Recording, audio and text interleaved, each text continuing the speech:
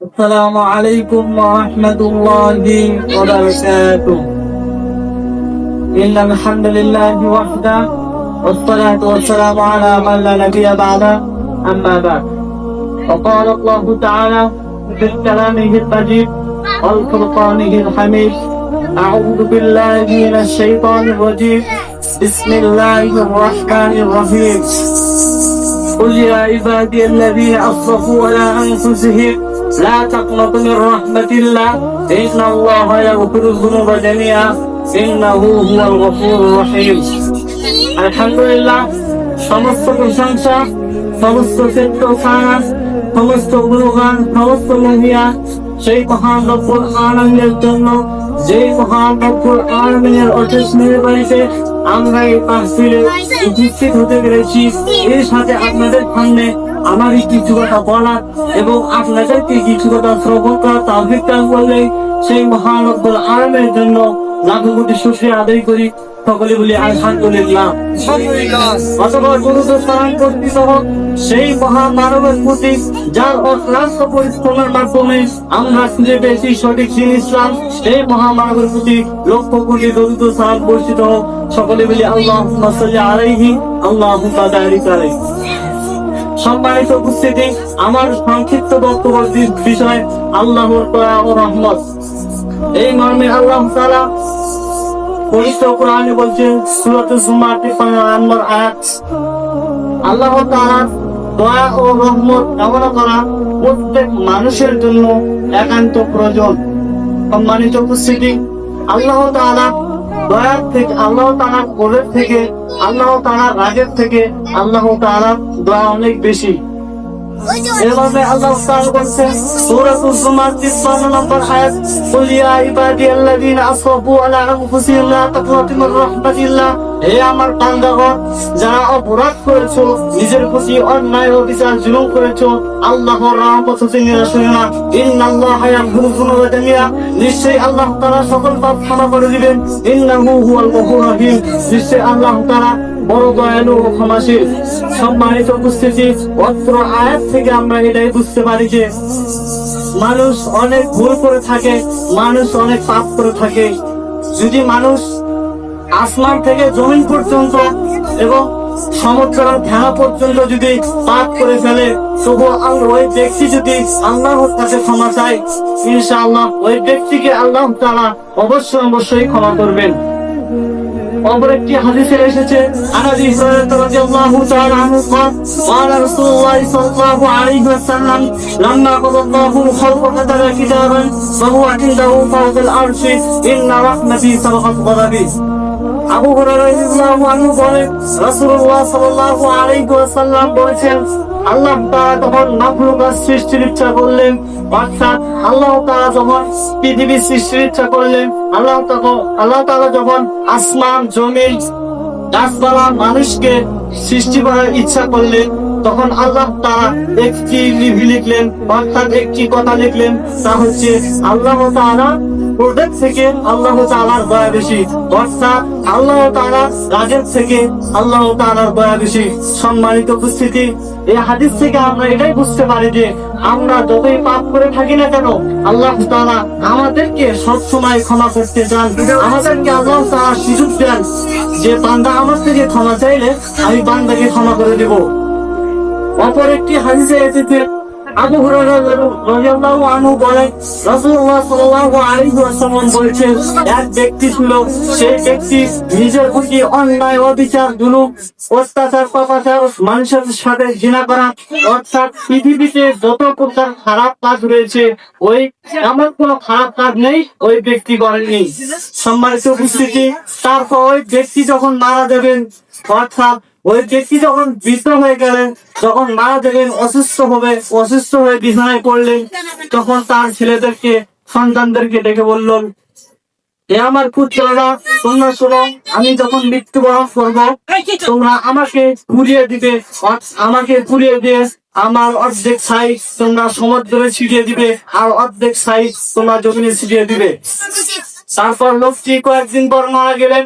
মারা যাওয়ার পর ওই লোকটির ছেলেরা তাকে, ওই লোকটি যেভাবে বলেছিল সেভাবে তাকে পুড়িয়ে তাকে তার অর্ধেক দেহ সমুদ্রে ছিটিয়ে দিল, আর অর্ধেক দেহ জমিনে ছিটিয়ে দিল। তারপর আল্লাহ তাআলা সমুদ্রকে বললেন, হে সমুদ্র, ওই ব্যক্তির যত কিছু রয়েছে তোমার ভিতরে সবকিছু বের করে দাও। তারপর সমুদ্র আল্লাহর হুকুমে ওই ব্যক্তির যত কিছু রয়েছিল সবকিছু বের করে দিলেন। তারপর ওই ব্যক্তি আবার আল্লাহ তাআলা জমিনকে বললেন, হে জমিন, তোমার ভিতরে ওই ব্যক্তির সবকিছু বের করে দিলেন। তারপর আল্লাহ তাআলা ওই মানুষকে জিজ্ঞাসা করলেন, ওই লোকটিকে জিজ্ঞাসা করলেন যে, আমার বান্দা, তুমি এমন চিঠি কেন করেছো? সম্মানিত উপস্থিতি, তারপরে ব্যক্তিটা বললেন, হে আল্লাহ, হে আমার রব, হে আমার প্রভু, আমি একমাত্র শুধুমাত্র আপনার ভয়ে, আপনাকে ভয় করে আমি এমন পাপ করেছি। আল্লাহর কসম, আমি এমন পাপ করেছি যে আমাকে আপনি এত শাস্তি দিবেন যা এই পৃথিবীতে আর কাউকে দেননি। সম্মানিত উপস্থিতি, আল্লাহ তাআলা এই কথা শোনার পর ওই ব্যক্তিকে সাথে সাথে ক্ষমা করে দিলেন। সুবহানাল্লাহি বিহামদিহি, সুবহানাল্লাহিল আযীম। সম্মানিত উপস্থিতি, এই হাদিস থেকে আমরা এটাই বুঝতে পারি যে ওই ব্যক্তি নিজের প্রতি অন্যায় অবিচার জুলুম করেছে, এমন কোন পৃথিবীতে খারাপ কাজ নেই সে করেনি। ওই ব্যক্তিকে যদি ক্ষমা করে দিতে পারে তাহলে অবশ্যই অবশ্যই আল্লাহ তাআলা আমাদেরকেও ক্ষমা করে দিবেন, আমরা যদি তার থেকে ক্ষমা পেয়ে থাকি। সম্মানিত উপস্থিতি, অপর একটি হাদিসে এসেছে, আবি হুরায়রা রাদিয়াল্লাহু তাআলা আনহু قال قال رسول الله صلى الله عليه وسلم إن لله مئة رحمة واحدة من الجن والإنس والبهائم والحوامل بها يتعاطفون بها يتراحمون بها تعطف الوحش على ولدها وأخرج الله 99 عباده يوم القيامة।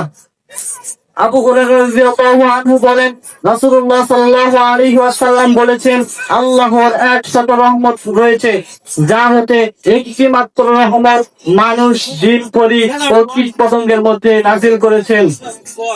সম্মানিত উপস্থিতি, আল্লাহ তাআলার একটি মাত্র রহমত এই পৃথিবীতে নাযিল করেছেন মানুষ, জিন, পরী এবং পশু প্রাণী কীটপতঙ্গের মধ্যে নাযিল করেছেন। এর মাধ্যমে তার সন্তানরা, তার মা বাবা তার সন্তানকে ভালোবাসেন, এক প্রাণী অপর প্রাণীকে ভালোবাসেন, স্নেহ করেন। সম্মানিত উপস্থিতি, এই হাদিস থেকে আমরা এটাই বুঝতে পারি যে আল্লাহ তাআলার 100 রহমত রয়েছে। আল্লাহ তাআলার 100 রহমতের মধ্যে একটি মাত্র রহমত নাযিল করার মধ্যে একটি মাত্র রহমত এই পৃথিবীতে নাযিল করার মাধ্যমে, প্রাণীর ভিতর, মানুষের ভিতর, জিনের ভিতর নাযিল করার মাধ্যমে মানুষ তার সন্তানকে আদর করে আব্বু আম্মু ডেকে বলে চুমু খায়, গাভী তার সন্তানকে আদর করে জিহ্বা দিয়ে চাটে, মুরগি তার সন্তানকে আদর করে ডাকে। সম্মানিত উপস্থিতি, তাহলে আল্লাহ তাআলার দয়া কত বড় হতে পারে! আল্লাহ তাআলার 99টি দয়া আরো আছে। আল্লাহ তাআলা কিয়ামতের দিন সেই 99টি দয়া নিয়ে বান্দার সামনে উপস্থিত হবে, বান্দাকে ক্ষমা করার জন্য আল্লাহ তাআলা আসবেন। সম্মানিত উপস্থিতি, অপর একটি হাদিস থেকে বর্ণিত হয়েছে, ওমর রাদিয়াল্লাহু আনহু বলেন, রাসূলুল্লাহ সাল্লাল্লাহু আলাইহি ওয়াসাল্লামের নিকট এক যুদ্ধবন্দী মহিলা আসলো। তখন দেখা গেল সেই মহিলাটির দুধ ধরে পড়ছে। তখন মহিলাটি দৌড়ে দৌড়ে তার সন্তানকে খুঁজে বেড়াচ্ছেন। সেই মহিলা তার সন্তানকে খুঁজে না পেয়ে তার মধ্যে থেকে, সেই জুতোর মধ্যে থেকে একটি সন্তানকে কোলে তুলে নিলেন। নেওয়ার পরে সেই সন্তানকে দুধ পান করালেন।